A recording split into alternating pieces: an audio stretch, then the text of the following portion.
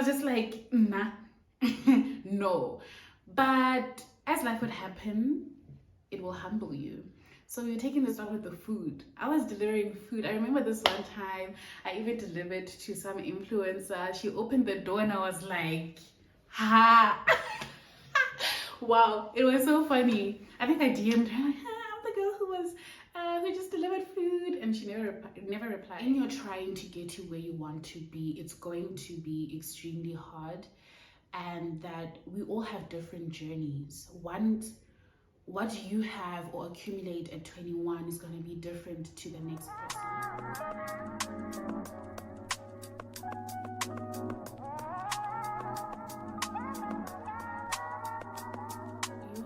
Hi guys, welcome back to yours truly. My name is Takealot, and thank you so much to everyone who's already subscribed to my channel.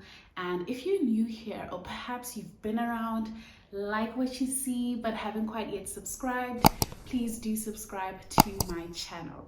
As per the title of this video, today I want to have a bit of a heart-to-heart with you guys and talk about embracing your building years, which happened round about in our 20s when we're all trying to figure out what to do with our lives. And I'm hoping that in sharing my story, my testimony, and a little bit of how I ended up as a Takealot driver will somehow serve as an inspiration to someone who feels like their dreams are far-fetched. And on that note, let's get into it. Just before we start, a disclaimer: I do have a notebook here with me just so that I can draw back to my thoughts and not lose the message that I'm trying to put across in this video. So don't mind me if I keep looking down or look like I'm reading. It's all good. Second disclaimer: the birds are chirping. That might be a bit distracting, but you know what? Focus on me. Just melody, background music, or whatever. Yeah, so anyway, this video was basically inspired by a tweet that I read 2 or 3 months back, and it basically says that the worst thing that was brought by social media is that people tend to not want to go through the stages of life anymore.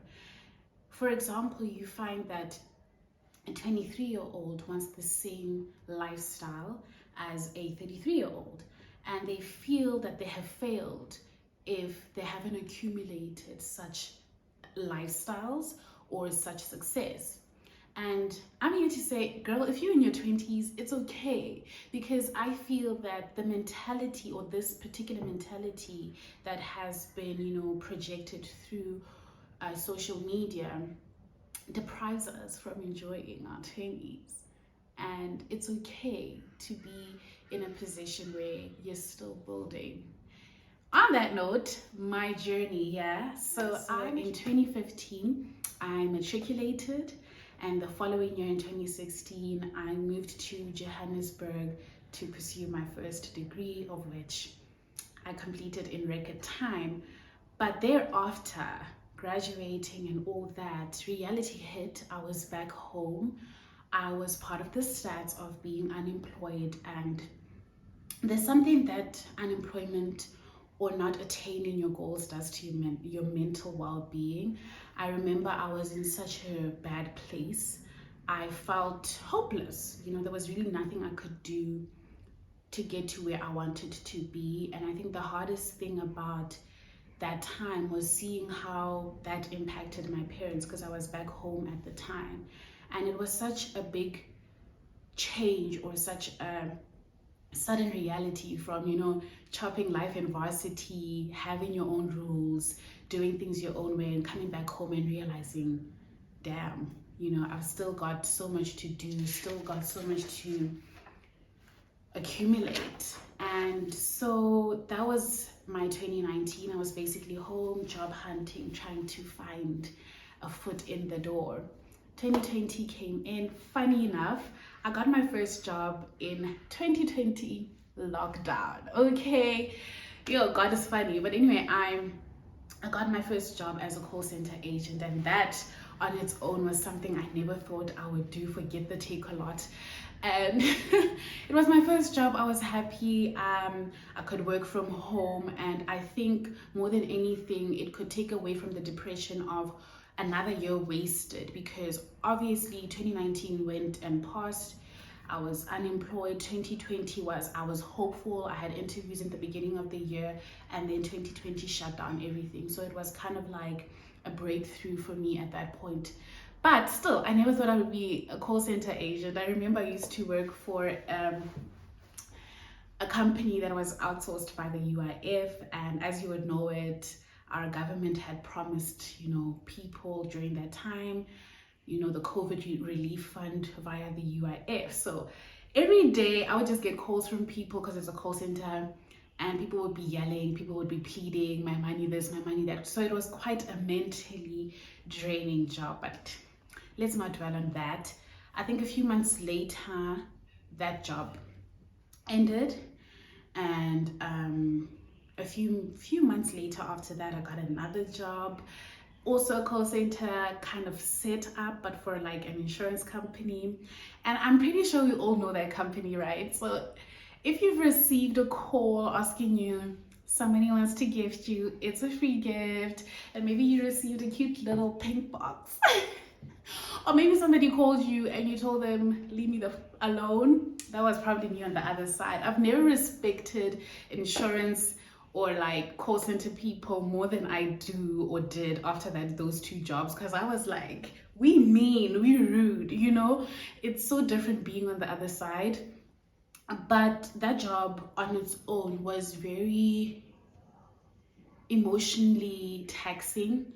The environment was toxic in the sense that they thrived on the fact that you guys are graduates, you desperate, so push, and there was competition and this, that, and the other, which resulted in me choosing myself and quitting that job. Obviously, it wasn't an easy decision to make. I had to consider a lot of things. I don't think it's easy for anyone to quit a job, really. But I was fortunate, and I still am fortunate enough to be surrounded by parents, as well as a sibling who are very rather supportive of me and my decisions, because mentally I just wasn't coping. And I think one of the lessons that can be put out for the sake of this video is that whenever you are put in a place where you are not okay, or you're mentally struggling, or something is just taking too much from you, choose yourself. Whether it's a job, a relationship, or whatever, always just put yourself first. I thrive on that. Anyway, let me not digress. From there, I quit. Obviously, it was around about the end of 2021, and I just chopped life after that, as you do when you're unemployed. We don't really speak about the joys that come with being unemployed. Yes, it's not fun, it hurts, you want your own stability, but you get to chop life, or people go to their 9-to-5s. Anyway, that happened. 2022 came. Was it 2022? No, 2021. So that was the end of 2020. Sorry. So the end of 2020, I quit that insurance job. I was like, I'm out. Beginning of 2021, I remember my mom called me around about like after my birthday, and she was like, my mom is a teacher, just for context, and she was telling me, that the Gauteng education department is running this thing where they're trying to help like unemployed youth, where they place you in schools and you get to assist the teachers or the office or whatever. She was like, pull through. And I did, but my hesitantness came from what? I'm moving back home. I took up my mom on the offer. It was great, but on its own, it felt like I was moving backwards. I was taking a step back, because obviously I had graduated, moved back home, and then I moved to Johannesburg with my sister just before lockdown, I think at the end of 2019. And then during lockdown, I was in the north with my sister. I was working, and even with the insurance company, it was in Sandton. I was unhappy but happy. Money can do a lot of things to your happiness. So when the reality hit that I had to move back home at the beginning of 2021, it was quite a bit of a knock, because it felt like, I was moving backwards. But nonetheless, I took the opportunity. I'm unemployed, beggars don't choose, money is money. And I think what I hated about that period of my life as well was that at some point I was doing it out of money and never of passion, because what I truly wanted, my dream, far-fetched, out of reach. So I then worked with my mom at the school. She's a deputy principal, so I used to help in the office with the admin and stuff, and it was quite a humbling but very much needed experience. There's just something about being home that just brings you towards yourself, being around love, being around your parents, and that whole experience wasn't as bad as I thought it would be. So I worked there about 3 months, and from there I got a offer to work at the mine. Now, child, it wouldn't make sense for me. Joe, guys, your kids.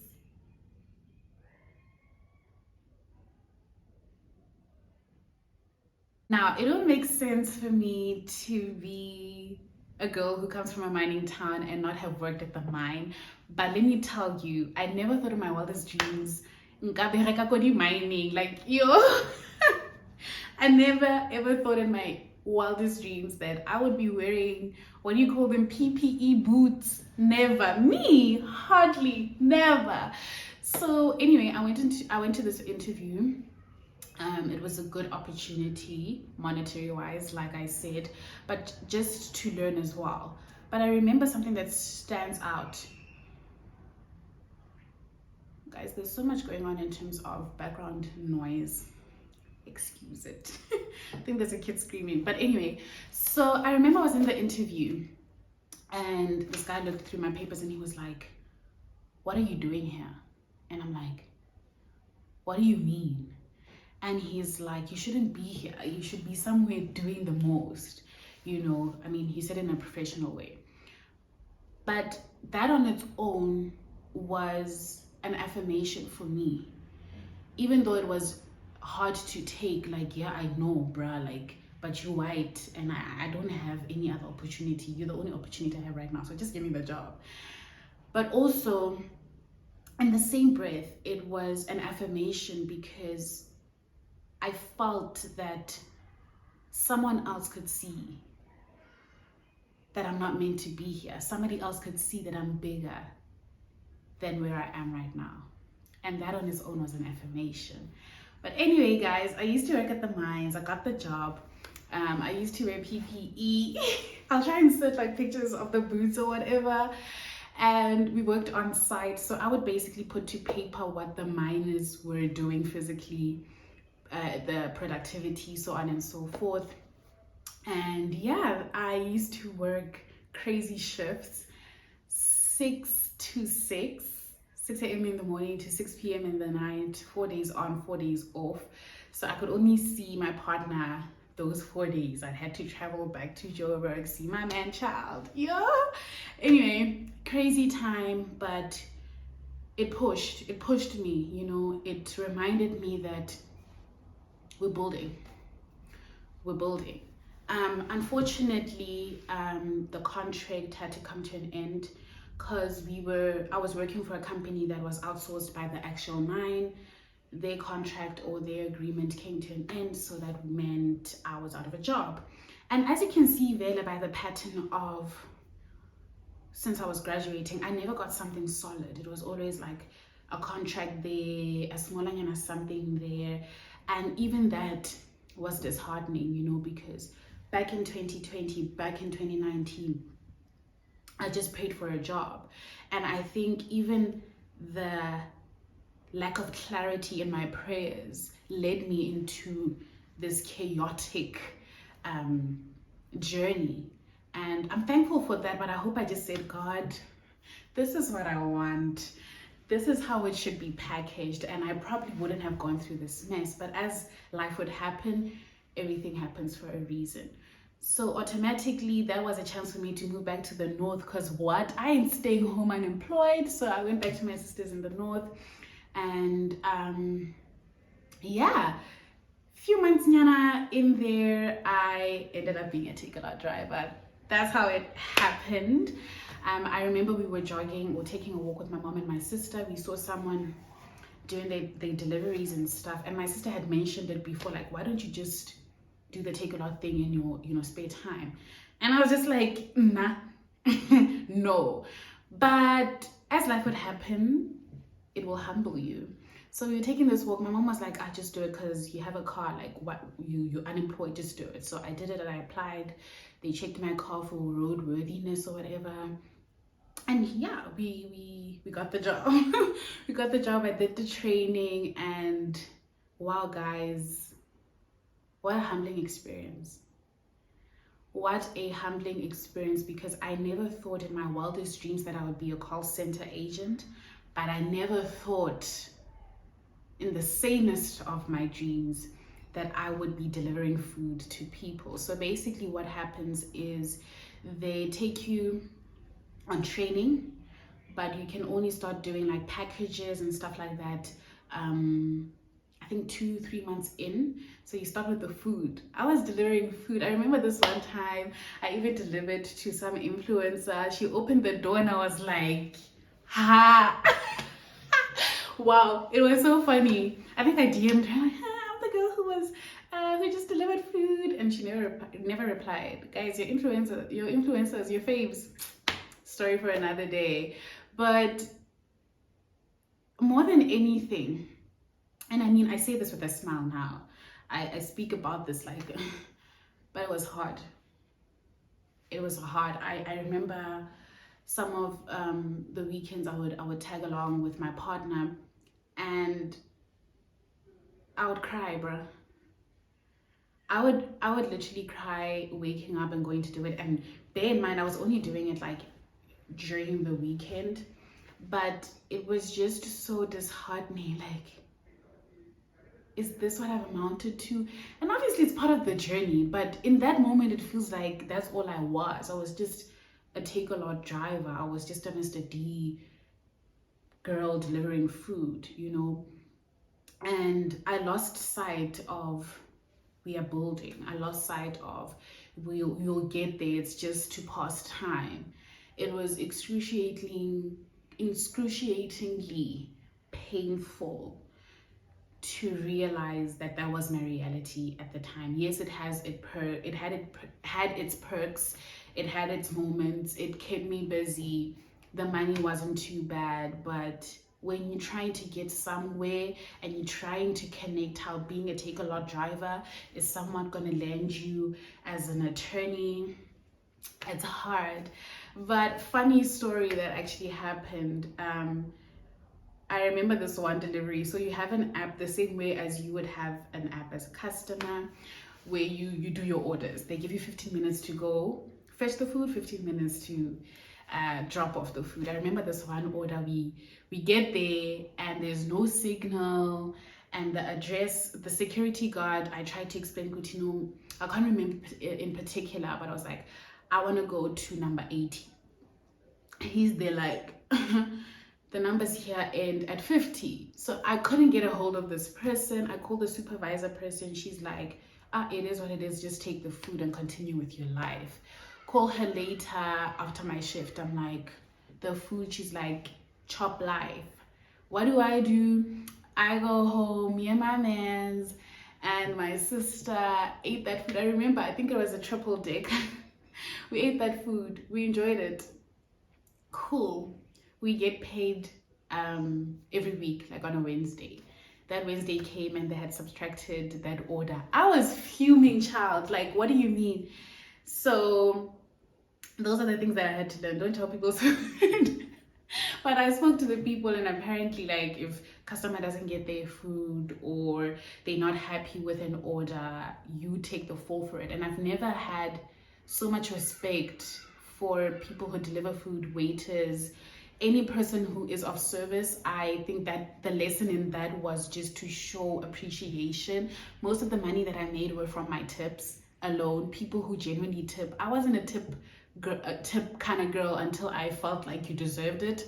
Now I'll tip you for even the worst, because I know that you're depending on it, you know, you really are depending on it. And I remember during that period, I never took pictures. I'll try to insert pictures of this and that and the other, maybe on like during my training. But I never took pictures because it was such an awful time for me. I still have the shirt somewhere. But my sister took the most horrible pictures. I'll put them there for context, for memories. And yeah, it was tough. But I think 2 months in, I resigned because, you know, maupa pani, and don't mind my Zulu, maupa pani, or like, when you think Guti, you're the it, or you're not meant to be here, when you think you're like, this is not for me, you won't bambazel, you know? You won't bambazel. I didn't bambazel because I was just like, bambazel for who? Because I'm doing this because I want to pass time. And there's so many things that I had to endure in the you know, interim or during the whole thing, where they would take your money randomly. Now they're charging you for this and they're just subtracting it on your salary. You go query it, it's a whole other thing. I remember there was this one woman who was avoiding me. That supervisor woman was avoiding me because now they had subtracted another thing, but I never charged the food this time. So I was like, you gonna know me. And just that interaction on its own was like, you know what, call it quits. So I quit the job, child, but I have experience. Okay. Anyway, that's how I was a Takealot driver at some point in my life. Thereafter, I worked for a school, did their bookkeeping. I think a few months in, I got a new job that, by God's grace, paid me enough to move out of my sister's place, got this place as my first apartment, and you know, God is great. But 7 months into this new job, paying well, but I was overqualified. I would sit and watch Netflix all day. There was nothing for me to do hardly. I would literally work for the first 3 hours of the day, and that was it. And one thing about an idle mind is that you will sink, you will drown. You will drown. I used to sit in my office because I had a corner office, child. But I would be there and feel like, what am I doing? You know, the money's great. I'm able to sustain myself, you know, but I wasn't happy. I really wasn't happy. And 7 months into that job, I realized that my prayers rather, in regard to where I want to be, need to be clear. They need to be solid, clear. And I said to God, God, this is what I want. This is the area that I want. This is how it must be packaged. And that's how it happened. Yes, obviously not copy and paste, but it happened so abruptly that even I was shocked. Like, when it's your time, it's your time. When God wants to show up, he will show off. And that's basically what happened. And okay, I got my new job. Now I'm a candidate attorney, fair and fine. Got to the dream, extremely appreciative of the dream. But the essence of this video, and just having to take you guys along on my journey as quickly as I could, and as, you know, well packaged as I could, is that in your trying to get to where you want to be, it's going to be extremely hard, and that we all have different journeys. What you have or accumulate at 21 is going to be different to the next person. You may have your dreams and your life and your purpose figured out at 20, and I only get it at 50. I recently finished reading Viola Davis's book, Finding Me, and she only accumulated or really reached the peak of her career at 50. And all this while, she was building. Read that book, guys. She went through the pits of the world to get to her dream. She was waitering. She worked 3 jobs. She did things she never thought she would do. And in essence, that is what this video is about. It's about embracing your building years, because you're not going to appreciate it getting to the top, having not built, having not sweat, having not seen Kuti started here and now I'm here. But anyway, a few lessons that I would say. Number 1 is that your dreams are within reach. What God has placed in your heart is something that He will definitely assist you to get. You know, it's not just placed there for fun and games. Your dreams, your goals, your aspirations are well within your reach.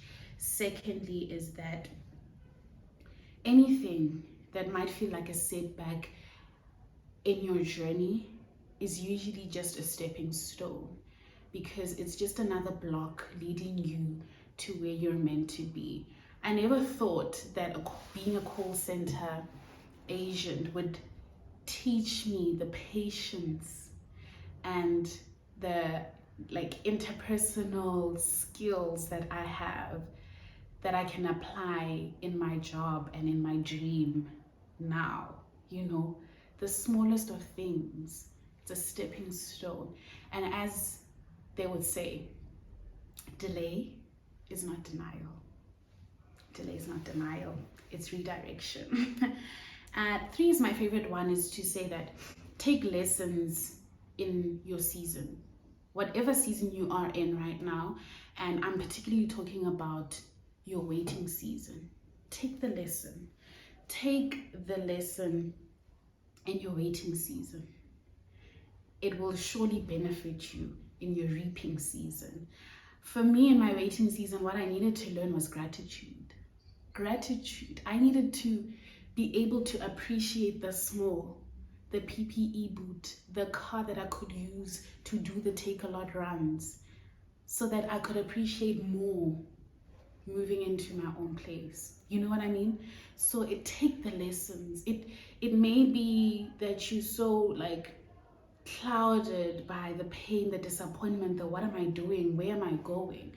But if you look closely enough, there's a lesson, which goes to my 4th point, which says that God will bless you once you're in a position to receive. You always need to be doing the inner work in whatever season you find yourself in. When you do the inner work, clarity is clear to see. You basically see the lesson. You basically see, because I think for me, some of these odd jobs was basically to appreciate. Some was to learn,